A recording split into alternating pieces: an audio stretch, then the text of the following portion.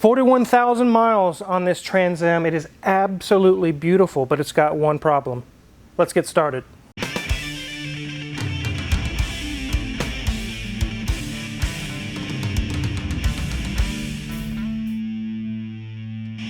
This Trans Am is a museum piece. It is that perfect. Everything on here is immaculate. If you were shopping on Bring a Trailer and you wanted that low mile 1998 Trans Am, this would be something that you would see on there and you would think, I won the auction, score, this thing's perfect. I can drive from California to New York with no trouble because the miles are so low. Wrong. Absolutely wrong. Because this thing is leaking from every single orifice because it's been sitting so long.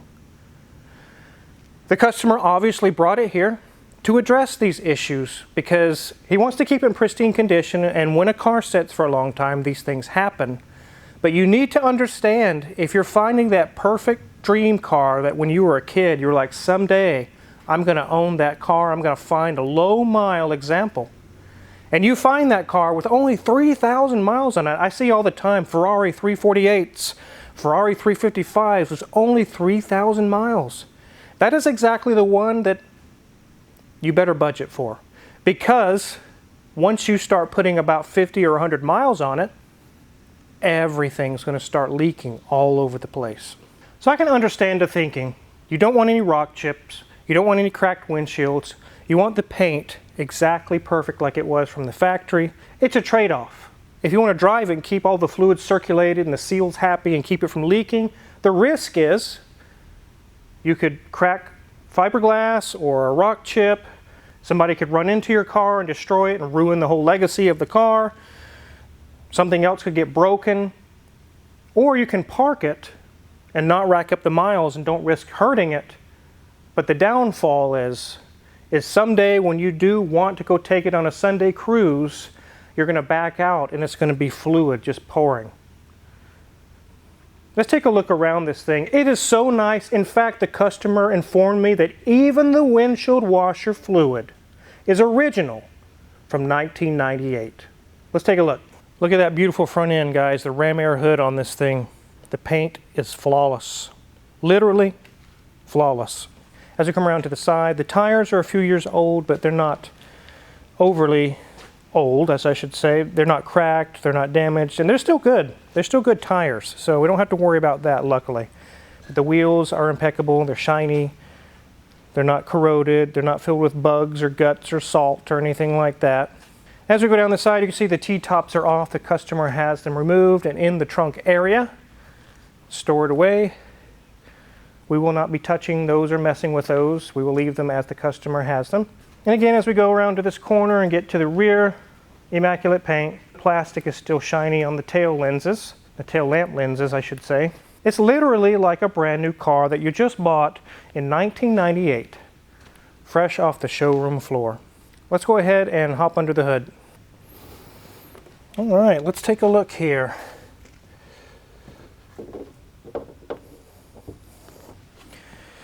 Here we have an LS1. These are when they started to get rid of the LT ones and start putting the LS engines into these to say, let's LS swap this car. Too late. It's already been done from the factory.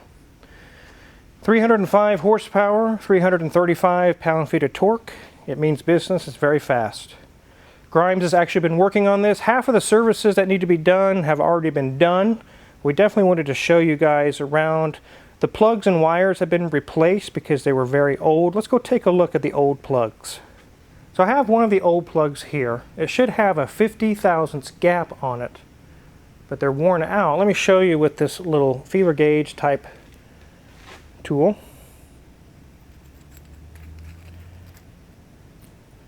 We're about 75 thousandths, closing in on 80 thousandths gap. That's way too much. Look at that big gap, guys. Let's take a look at the other ones. You can see that they all are that way. It was definitely time for a tune-up. At idle, it had a little bit of roughness to it, and now we know why. The gaps are just way too big on those plugs. So are those original plugs? Yes. Just like I mentioned, the customer has informed us that everything is original, even the windshield washer fluid. Everything. is original. It won't be once it leaves here because the services need to be done. Fluids, as they age, they turn bad. Brake fluid can turn bad. It's hygroscopic. It actually absorbs water out of the air. Coolant can go bad. It can actually turn corrosive or acidic and start destroying things. It's time for fluid services, and this thing has leaks everywhere. Let's go ahead and let Mrs. Wizard show you guys around in the immaculate interior, then we'll get this thing in the air. Here we are, ladies and gents. 41,498 miles. Let's go ahead and just turn off that key. And I love this area. It's got the button to push, and it's got just the one-sided key. Isn't that great? We haven't seen keys like that. They don't make them like this anymore. But put those away. But that gauge cluster, isn't it beautiful? Look at all the things it can keep track of and watching. That is just beautiful. Perfect condition, of course, as we move up. Of course, the dash is in great shape. This is a garage princess. She has not seen the road for too many miles, but everything is in pristine shape. As we get to our HVAC, kind of our radio set area, you can see it has that era of integrated in big radio. So that's like a 1.5 DIN, I guess, is what you might call that, with a great equalizer and cassette tapes and all that. Move down. Got nice climate control, very simple, very easy to use. Here's our shift pattern way up here. It's not imprinted in on the leather shifter knob right there, but it still works quite nicely. Little hidey hole, it's got some change in there. Wonder how many of those are from 1998. There's where I put the keys a second ago in that cup holder, and here's our first hidey hole. And I think he has a thing for pennies. There's a lot of pennies in there.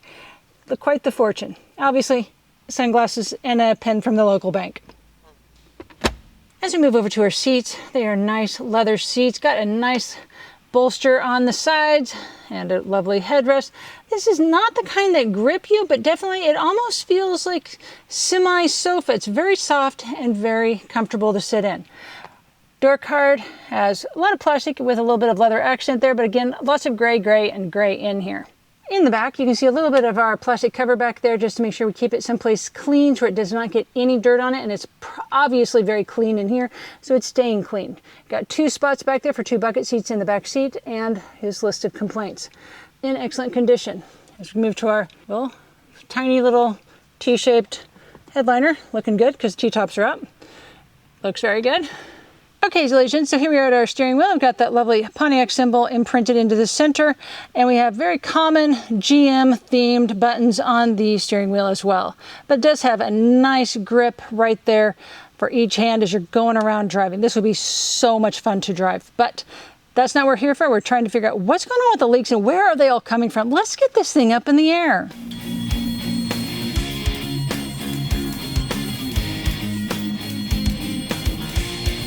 So we're in the city of Newton, and there's lots of dips and things between roads and streets. It's really not conducive to having a low-riding car, but yet this thing is still scratch-free almost on the chin spoiler. This is a Newton car.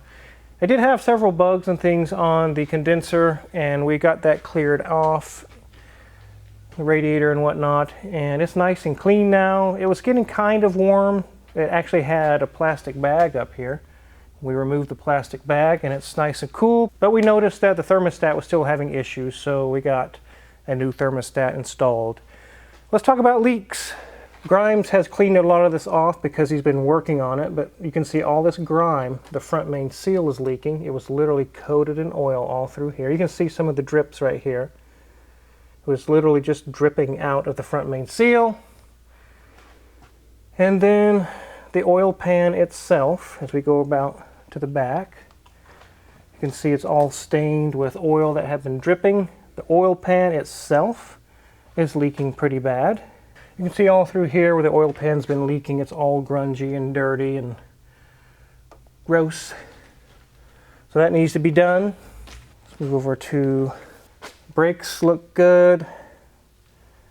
Shocks up front look good. Nothing loose there.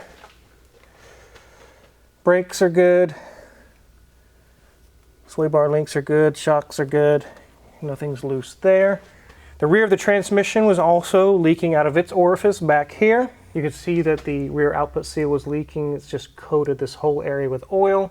And also this transmission mount, if you push on the rubber, it's like a gummy bear. It's like almost ruined because of so much oil that's been pouring down on it. You can see some of the sludge right there.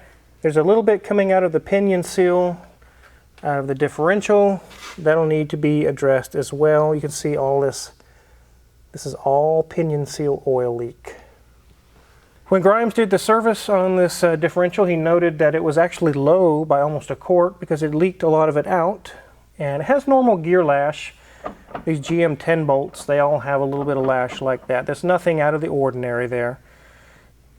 But it definitely was low on oil. We can also see the shocks are leaking in the back. They are starting to leak their fluid out. Check the brakes, they look good. Luckily the axle seals aren't leaking, at least not yet. You can see the oil coming out right here as well on this shock. It actually has some sludge on it. It's been gradually leaking oil all the way down the body of the shock, so that shock will have to be replaced as well.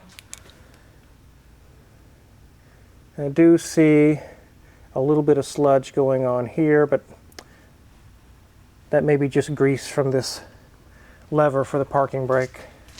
There you can see it still has the sticker on the spring from the factory, just like brand new.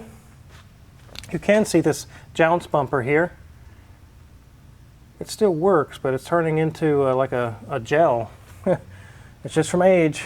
So there's quite a lot of leaks. It doesn't look so bad right now because Grimes cleaned it all up, but when we first raised this thing in the air, it was glistening. Everything was just wet underneath the bottom. So let's get this thing back on the ground.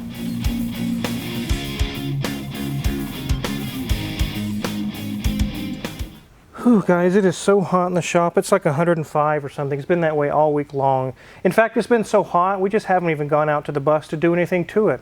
It is so hot. It literally could get a heat stroke messing with it. So the bus can wait till some little cooler weather, hopefully next week, some cooler weather. Thinking of the bus reminds me, Mrs. Wizard has a video out that is the history of Omega, the whole story of the beginning till now. If you click in the link below, you'll go to Mrs. Wizard's Ways on her channel. You can actually hear that story from her. It's actually a very cool story. And believe it or not, there was actually a time when we didn't even know if Omega was going to be viable and if we should just close the doors. You definitely want to hear that story on her channel. Go check it out. Now, like I mentioned, we're about halfway done doing the services on this car. We have quite a long list of transmission mount, output seals, oil pan, which in itself is a 6 or 7 hour job.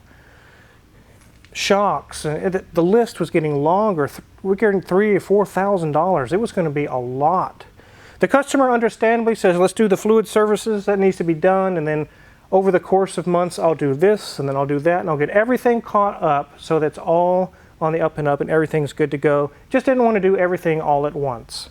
So I did this video for you guys that you're out there scanning Marketplace, you're out there scanning Bring a Trailer or Cars and Bids, and you find that magical car that you've always wanted.